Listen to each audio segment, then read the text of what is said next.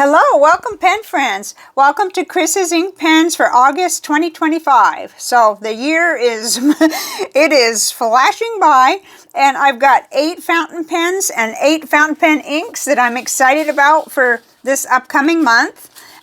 So let's get started and talk about them, and then we'll jump in. I've got a new bullet journal. Ink journal. I've been in the same paper and style ink journal for several years now. I've used 3 of them all the way through, and so now I'm out on different territory with a new ink journal, so I'll show you that, and we'll write with each one of these pens, and then we'll chat. But first, let's talk about what I've chosen for this month.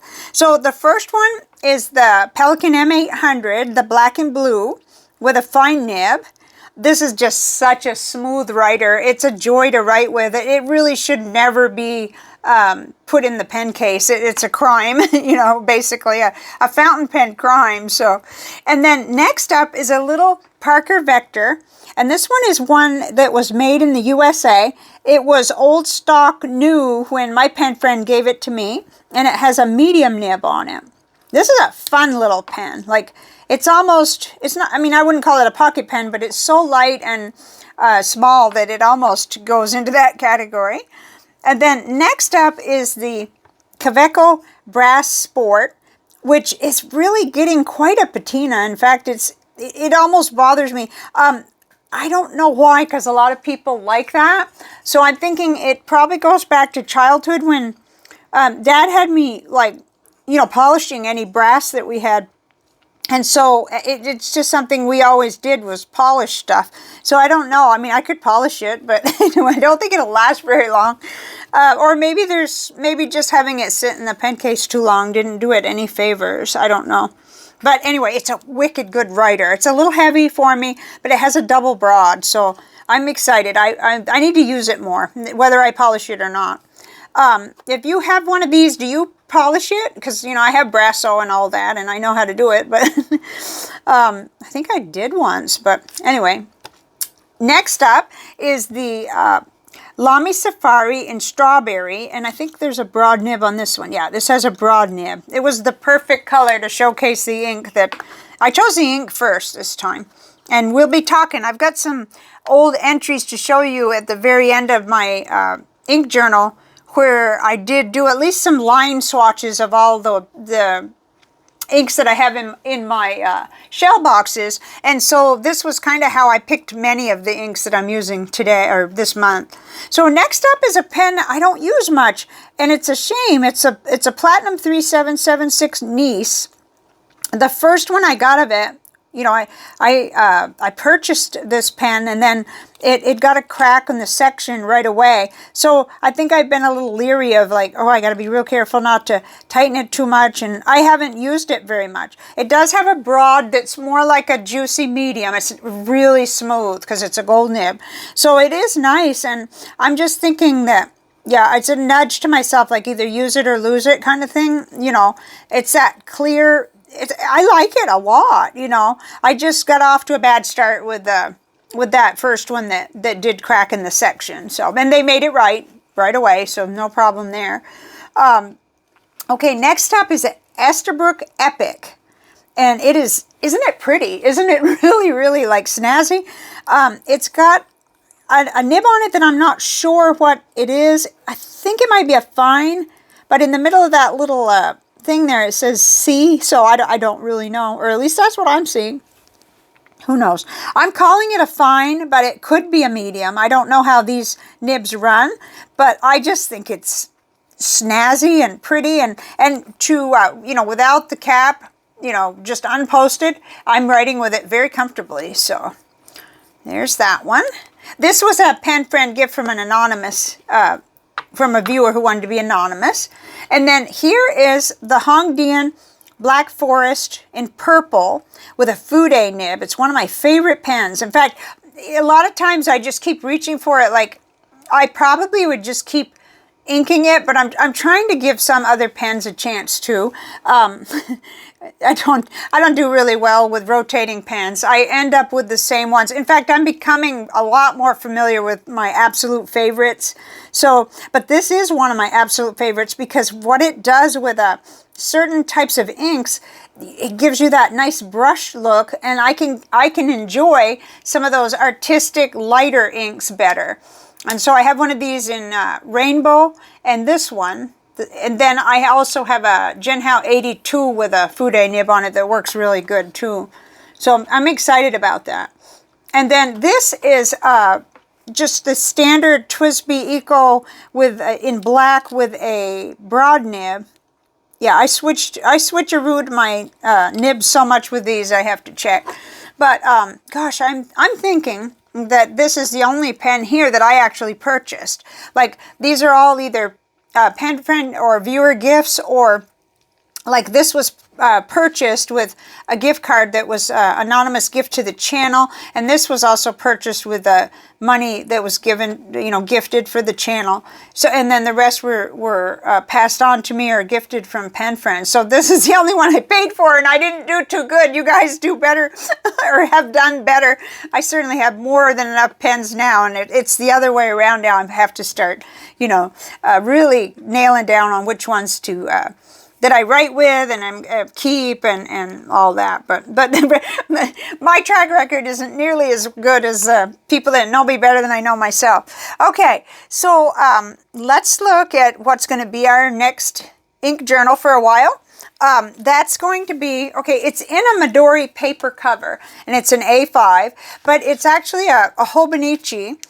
That was gifted to me in 2023 by pen friend RL, and then the cover was gifted by pen friend MS, and I just thought, oh, this is nice, it's a Hobinichi with the grid, and so I liked it in some sort of a cover, and I may end up decorating this, I don't know, but I believe this is 52 GSM Tomoe River paper, and what I've been writing in has been 68 GSM, but I write a lot of letters on the 52 weight, the thinner paper, and so I think it's going to come closer to what I actually use more of.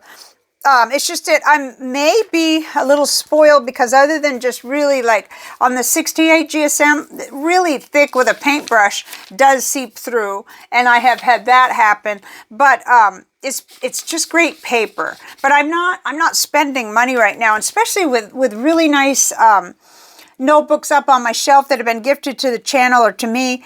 I want to use what I have, and then there's at least 2 notebooks I know of where it would be dot grid and it would be 68 GSM. I think Odyssey, and then there's another one. I can't think of the name, but people have mentioned it to me, and I looked it up, but I thought, well, at around $30, no, why purchase when I've got to use what I have and really like see how it goes, and that's part of the fun. So that's what we're going to get into here to write with each of these pens.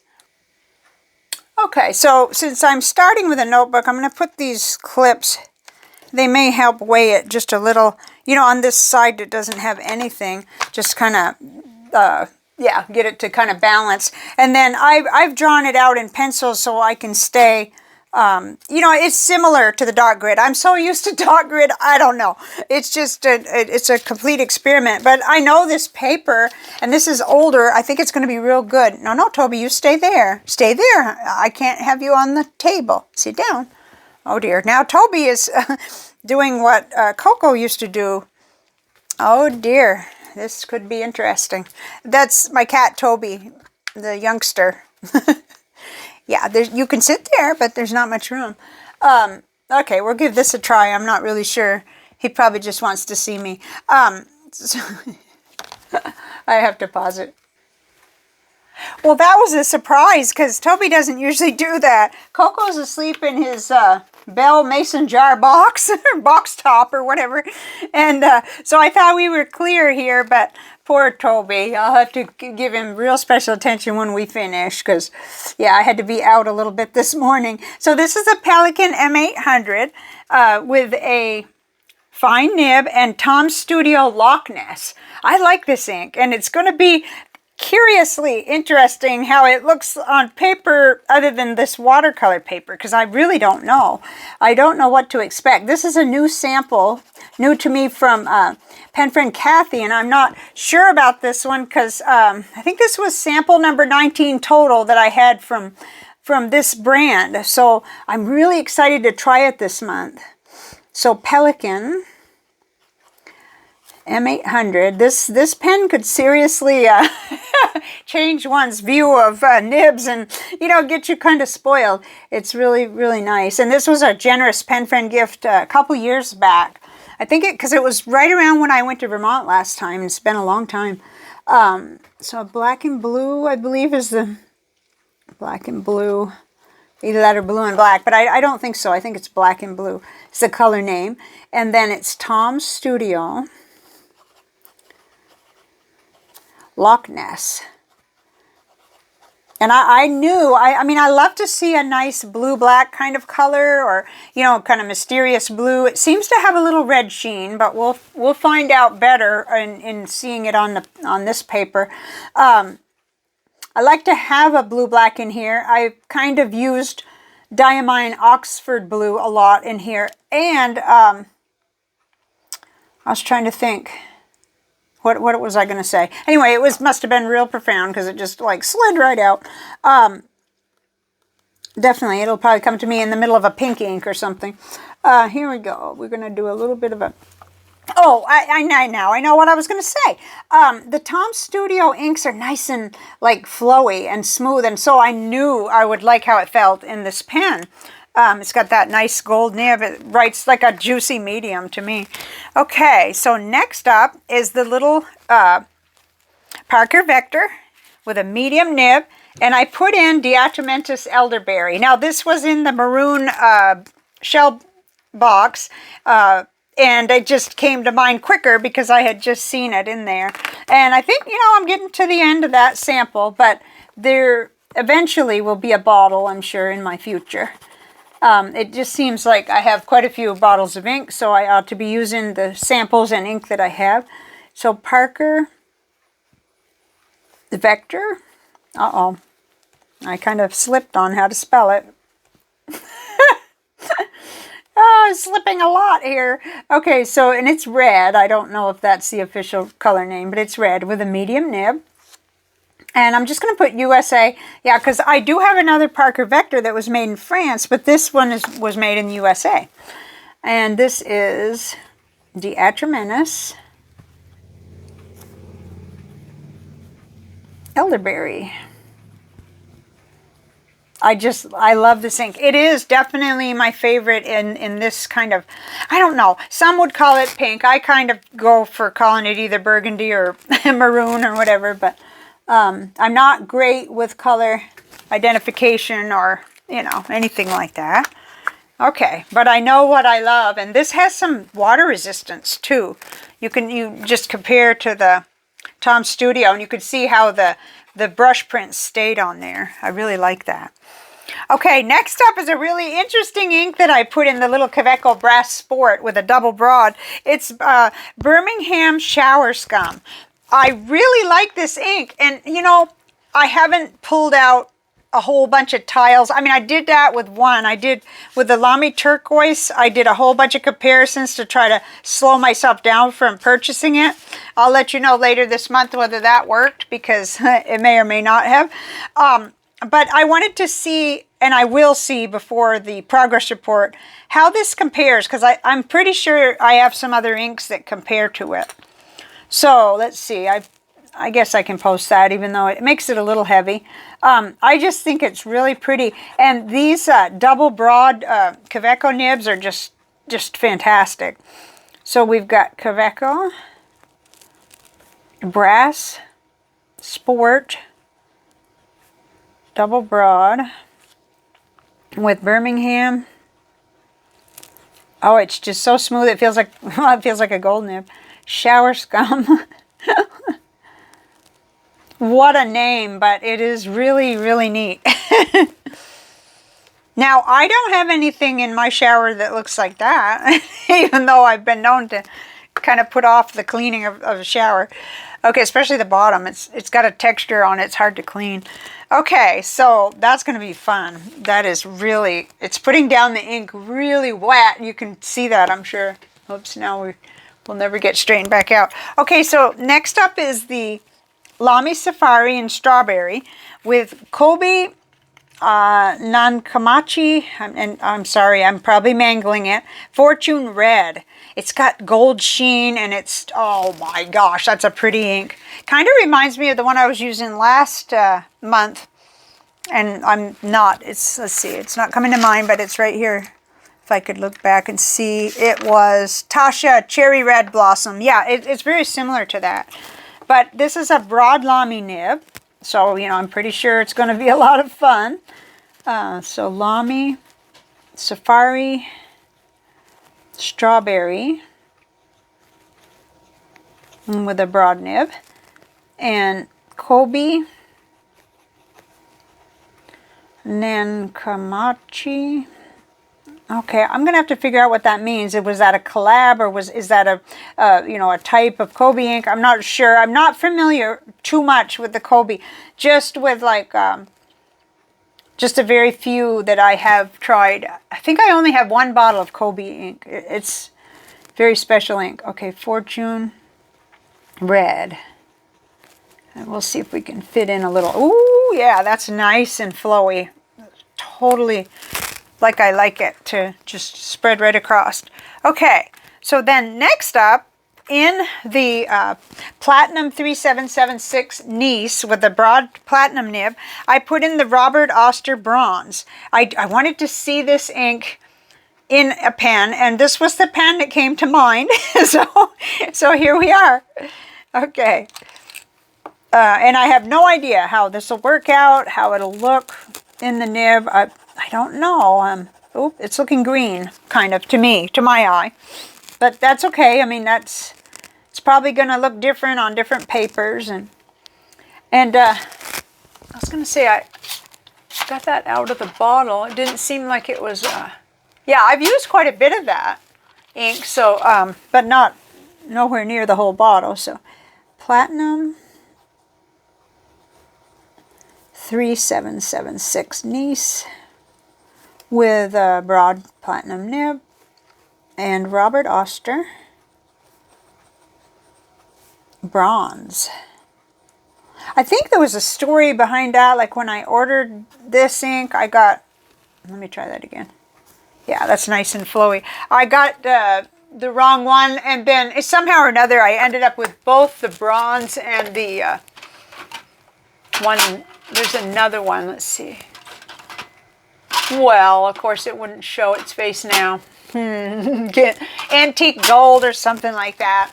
Not a shimmer ink, but anyway, I ended up paying half for the wrong one was sent, but I ended up keeping it, and it was a win-win, I guess, for both me and the company that went through that.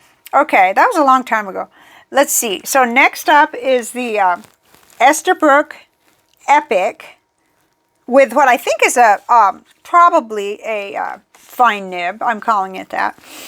And I put Diatramenis Purple Violet because I was looking for something that I felt like was saturated and dark and would come out of the nib well, so I could kind of judge the pen. Now, I almost put Warren Klinger Cassia because that's kind of a control ink for me, but then I decided I wanted it to be just a little brighter, maybe a little... oh, well, it's coming out nice and dark anyway. That's fine. It's something different, and it's one of my samples, so... Okay, Esterbrook. Oh, Toby's bored. I'm sorry, Toby. Epic. And I don't know the color name, but I'm just going to put purple. Anyway, it's my only Esterbrook, my first, and it's really snazzy. I like it. I'm going to call it a fine nib. And this is smooth. Now, I had something else in here, and it wasn't like this. So I'd say this ink likes the pen. I'd have to look back to see what it was I put in here, and if I even wrote it down. Hopefully I did, though, because that would be silly if I didn't.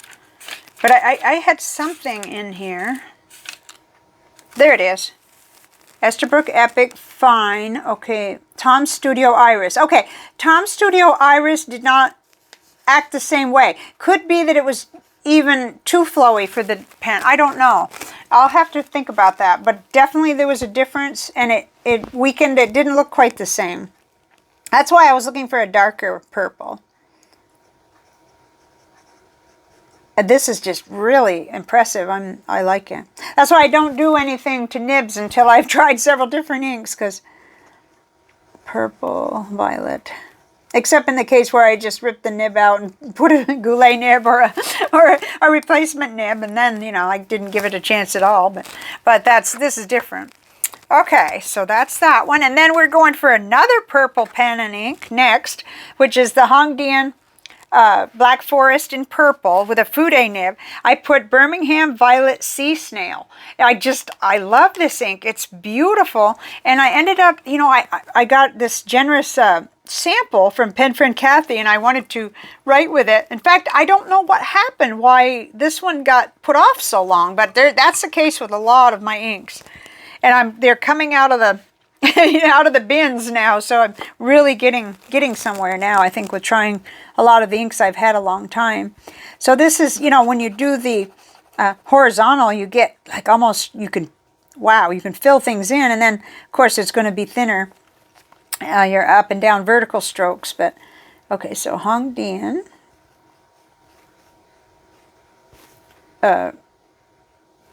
Black Forest, Fude nib. Wow, and I have to put purple because I do have two of these. The rainbow one is different. The nibs are almost identical though, and they're both really good. And then this is violet. Whoops, I didn't put Birmingham. Sea Snail. And we'll just put like Birmingham. I have a whole bunch of Birmingham inks. I just need to do like an entire month of them, because I have a tray that has almost all Birmingham that I haven't fully explored. So that's been another insight that I've come across. But isn't that pretty? It's just really nice. It's kind of a, you know, at first glance I thought, well, it kind of looks like Pilot Murasaki Shikabu, but it has a lot of complexity, and I think it's going to be really fun. Okay, then last but not least is the TWSBI Eco in the standard black with a broad nib that I put on it. And okay, Montegrappa Fuchsia is the ink, and I finished the sample. And how I got it into the pen, because it wasn't too much ink, you know, it was like maybe 2 mil, and I put one of these little things in the top. And this has been the method that I've been using to fill up my Ecos when I only have a little bit left. You know, I end up putting it on there. Well, first I fix the piston up so it's ready and put it on, and then just draw the ink in real slow, and it got every last drop. So this has turned out to be better than the tube was for me, for the TWSBI Ecos anyway. But there's a video I did a long time ago. I'll see if I can link it, showing several of these things that I learned from people, from other pen friends. And that has been the technique. And then I just washed that off and stuck it back on here for now, just so I won't lose the little piece. I was over in Tractor Supply and couldn't even remember what they're called, or I knew where to get them, the drawers, but I didn't know the size anymore. So I need a refresher. I need to watch my own video. That's ridiculous, but that's where I'm at with that. Okay. And yeah, I used so much of it that I had barely any left to make the little dots, and then use the brush to do the water test. So TWSBI, this is nice and bright. Eco Black, the broad nib, and Montegrappa. Now this is interesting. I went looking and I couldn't find this anywhere, the ink. So, and I don't know where I got it. I don't know if I purchased this one or someone sent it to me, which is terrible. But because later on I started putting little initials on the side of the vials so that I know who sent it, and you know, that kind of thing. But I wasn't that with it back then, and I don't know. But wherever I got it from, I'm not finding it anymore. I'm finding other Monte Grappa inks, but not this one. So this one will be a good comparison panel. And also the shower scum, because I can't wait to do that. That's just something I can do at any time, pull them out, and then when we do the progress report, we can look at those. Okay, so next, I'd like to take you into the end of my other ink journal and just show you what I did during this little sort of, not vacation, but me being, you know, this is kind of a proof of life video as well, because I have been missing in action. But I've been in action behind the scenes, so I want to show you. So here we are. Last time we met, you know, I had already done this spread where I didn't know what I was going to do with it, and it really isn't amounting to too much, the spread part. But I did end up putting the page numbers for where the colors can be found, and I do expect this will be a resource. Like, I went to the front and I put in the 12 color box spread and each color so I can find them quickly, because I think I'll be coming back to this notebook a lot for this, because what I did was just do a spread for each one and get the colors just with a paintbrush so that I could look at what I have in each one. And I can come back in here and X them out if I use them up, and in most cases there's room for more. So I really was excited by this because it's pretty simple. It's just a really quick thing, but that's what I needed because I was working with 12 boxes full, or 11 anyway, full of ink. Yeah, and here's one that was, I think, kind of goes in the green, the Sailor Tea Time Moroccan Mint Tea. I don't know. I get pretty off sometimes on some of these, like that one looks gold, but so that could go into a special or odd category or something, but I didn't get too hung up on it. Like this one, it says platinum mixable brown, earth brown. That doesn't look brown to me. That looks orange. So, but sometimes I just go with it if it's labeled. Here's one I'll be moving in the purple because I'll move that over to the pink and magenta fuchsia kind of thing. I'll move that one, but I haven't done it yet. So this is just a really nice kind of a launching page for me. You know, for each color. And then the pink and magenta, which I was surprised at one time I had that stuffed full. So I don't know what happened. Maybe, I know that some of my inks are also in the separate categories for Tom's Studio, for Noodler's Birmingham, and Colorverse. So there's that going on too. But this just brings it a lot more, I don't know, it's helpful to me. And I guess that's the main thing, is that we find what's helpful for us. Some of my samples here that I can look at and see, hey, have I used this one? And have I tried it yet? Some of these I have, and some I haven't. And then the red. So this is another one. Boy, there's a lot of red. And sometimes the reds all start looking similar. There's the Kobe Fountain red. It's funny, I don't know that I got the Fortune red in here. Did I? I don't know, but that's for me to check out later. I could digress terribly. Yeah, there it is. Fortune red. Okay, Fortune red here. And I just saw the fountain red. Huh. Okay, never mind, because I just get like, I get completely down the rabbit hole whenever I do this. Okay, so here's green. And, you know, it works out really good because there is some seepage through on this 68 GSM paper, but you can just do your, I can write over that part and just, you know, it's alternating, in other words, wherever there is, let's find one where I actually did it. Yeah. So over here where I've written and I've done the ink here, and then I'm going to write on the other side. So it works out pretty good. So I'm happy with this, even though it's messy and quite a work in progress. There's the green and the maroon. The maroon is a fun color family for me. I like it. I like it so much. And that diatomaceous elderberry, everywhere I see that, I just kind of make a box because I have, you know, I don't very often just like order one bottle of ink from a place. I try to consolidate orders so I'm getting something out of the shipping money that I have to pay. So, but anyway, that means get a bottle. And then the blue, the bright blue. Let's see, and I've got blue black, which at one time I had more of these. But when I started to take out the full bottles out of those, you know, I deal with my full bottles on a cola ring, so I don't feel like I have any need to have them duplicated in those containers. The shell containers that are up behind me when I talk to you in a minute, they are really for experimentation and incoming samples that may never do anything more than just be tried out and you know, experimented with. But the full bottle ring is right here hanging above my desk where I can consult it all the time. So once I pulled all those out of there, I didn't have to have so many in the boxes. So I guess, so then I've got teal, and that didn't appear to be teal, so I made a little X. And then gray, black. I haven't done the blacks yet. I've got at least 5 of them. I intend to, but I guess, well, yeah, I left this all blank here. I was worried about it bleeding right through, especially the noodlers, but it didn't do too bad here at all. And then skipped, and next up was, excuse me, rather than boxes, was the Pannonia samples that I just got in from Pen Friend Kathy. I have got all of those on here, and I want to do a study in the Graphilo on that paper.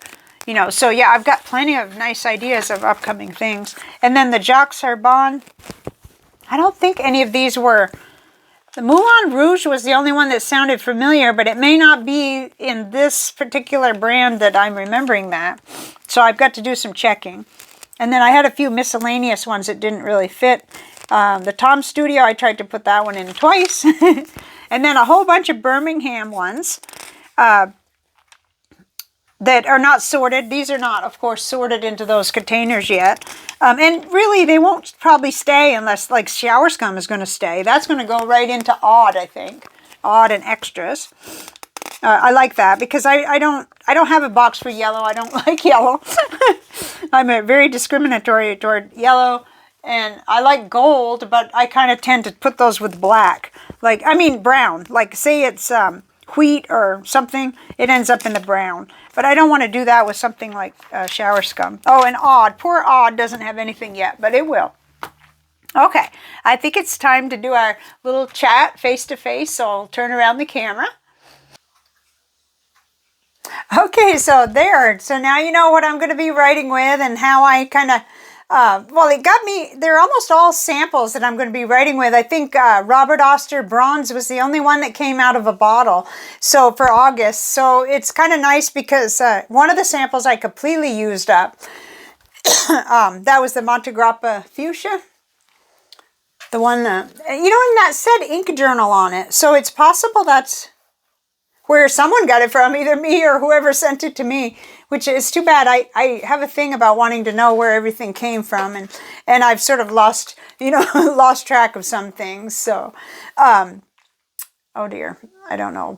My set is just, I cannot yet get good lighting over in the other room where I move my books to, and so it drives me crazy, and I actually think that it, prevents me sometimes from making a video because I hate to have to tell Manuel that, you know, to be quiet, you know, for more than a half an hour. That doesn't, his TV is right at the other side of this wall. So anyway, that's an excuse because I really have been busy, but I've also sort of taken kind of a built-in vacation from YouTube in a way. And I think that's okay. I can sense my, like feeling like fall will come, and I'm always really energized in September because along comes the channel anniversary and all kinds of ideas start coming in. We don't get the cool weather when everybody up north does, but just knowing that fall has arrived in Vermont and in other places, you know, it kind of makes me start having the hope for our wonderful, you know, we have a half a year where the weather's pretty darn nice down here. So, and then you have where we are right now, which is like, yeah, I've been known in the past to do things like cut all my hair off and just, you know, I learned not to do that because I couldn't be as cool even with short hair as I could with, you know, pulled back. So anyway, making the most out of summer, what's left of it, which I hope is not too much, but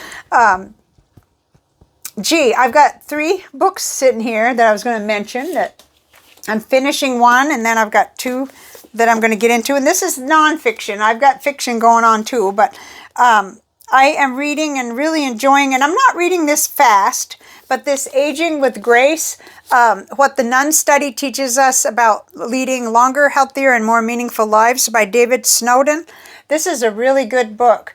It's really amazing, and it's kind of, for me, it's kind of a slow read where I'm taking it slow with it, but there's a lot of insight that they could learn when they study people who had pretty much the same sort of, there are a lot of things that were similar about how the nuns lived, and so they could pinpoint differences that then ended up showing causes. And so there's a lot about Alzheimer's and the things that contribute or, to health and everything. So I really love that.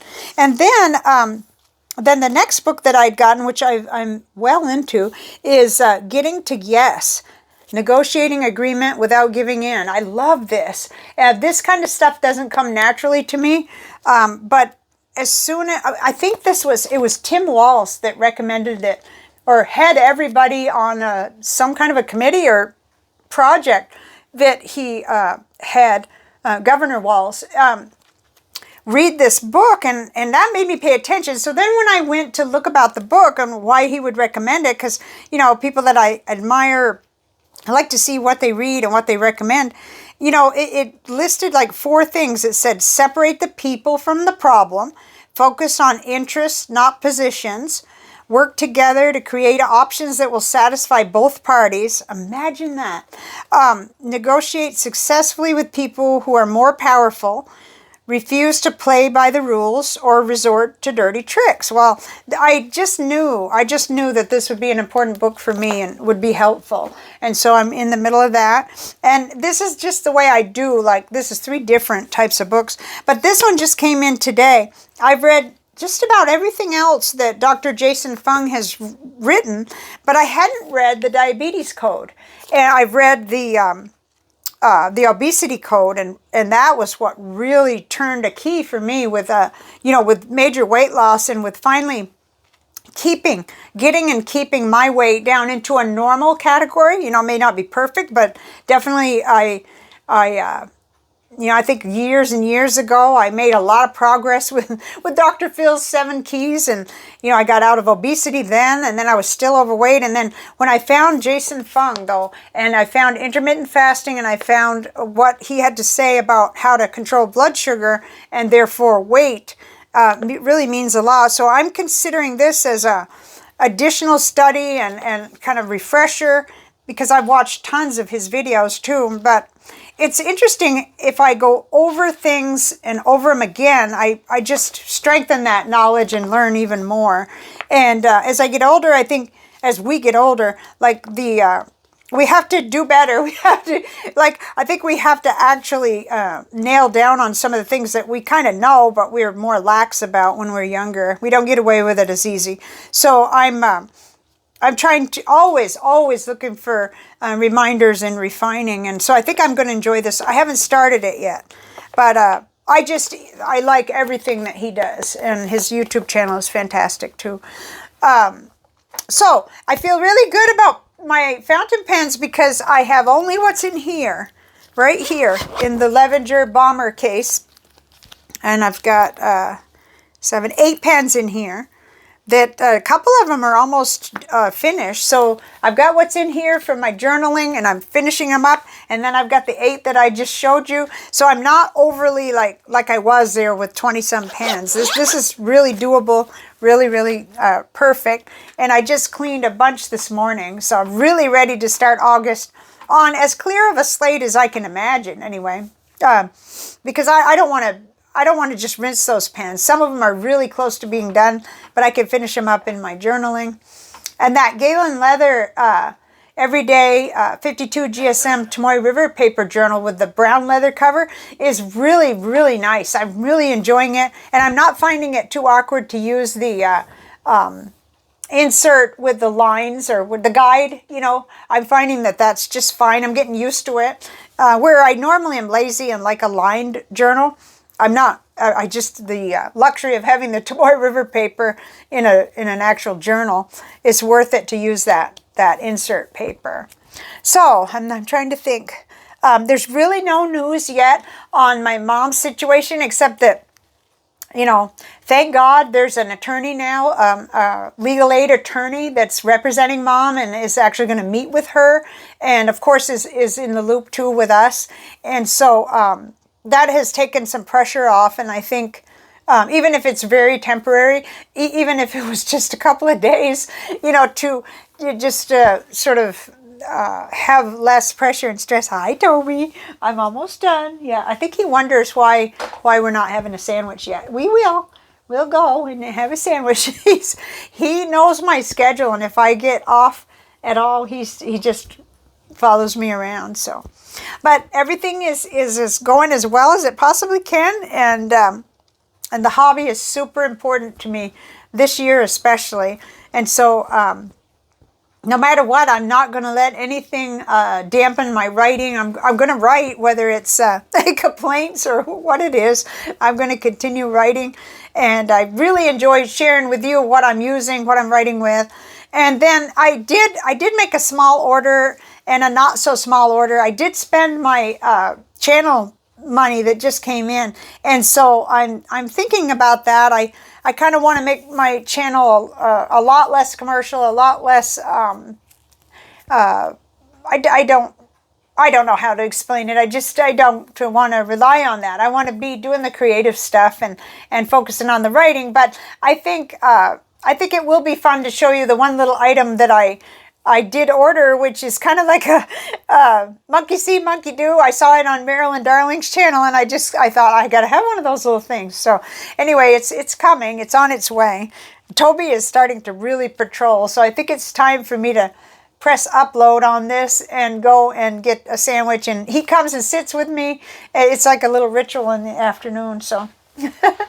And Coco's fast asleep in the box, but he was up last night. I think he might have known there was a little power outage, a very short one or something, because something woke me up, and then I realized the fan wasn't on, but the power had already come back on, and the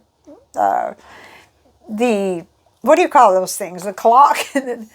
There's another word I'm trying to think of, because we used to call it that. We used to call the clock something special, but anyway, it was blinking, and it was just isn't that crazy? It's just like it's there, but I haven't used the terminology in like 20 years, so I don't need to know. Okay, I will let you go, and I want to hear from you in the comments what you're writing with and what you're reading or anything you want to talk about. And I'm always trying to catch up on answering comments. I haven't been very good at that this year. It's been one of those things that sort of fell by the wayside as I got busier and as I had other things that I had to do. But the comments are a big part, because that's the community part of this channel. So talk to each other, and don't give up on me, because I'm definitely going to be in the comment section too. And I'll see you on the next one. Bye for now.